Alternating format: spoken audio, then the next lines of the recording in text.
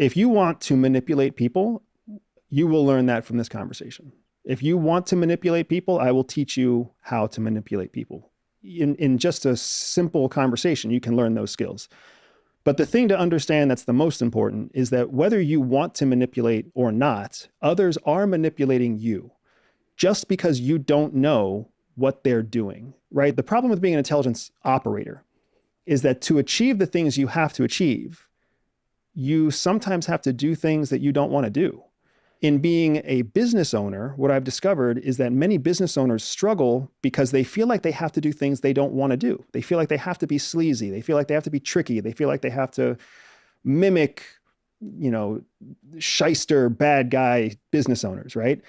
The flip side, if you think of a coin, one side of that coin is manipulation. And that coin has value. Manipulation has value. But the other side of the same coin is motivation. If you can get people to do what they want to do, then you have motivated them. And that is worth just as much as getting people to do what you want them to do, which is manipulating them. We'll get into all of that, but I want to understand where you came from, because I think this is quite pertinent to both your work as a CIA officer, but also there's really interesting sort of psychological elements to why the CIA chose you that are deep within your childhood story. Going right back to the beginning of your life, what is the most important context we need to understand you?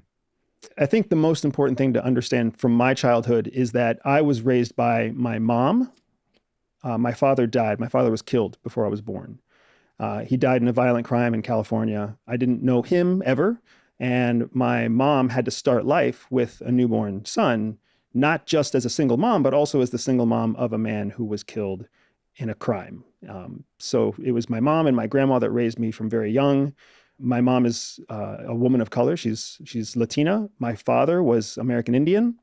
So there was an element of racial diversity in 1980 when I was born that also kind of played a role in all of that. And the reason that that's important is not because of what happened in the past. It's because from that foundation, my mom married a Caucasian man who became my stepdad, who became my adopted father as well.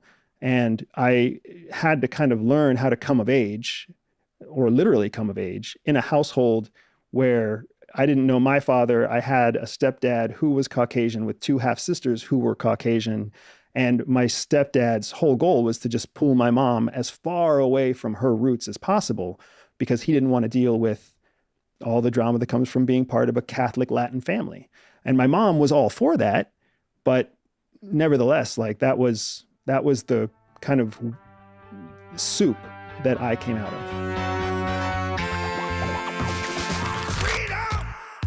So fresh on me. Freedom!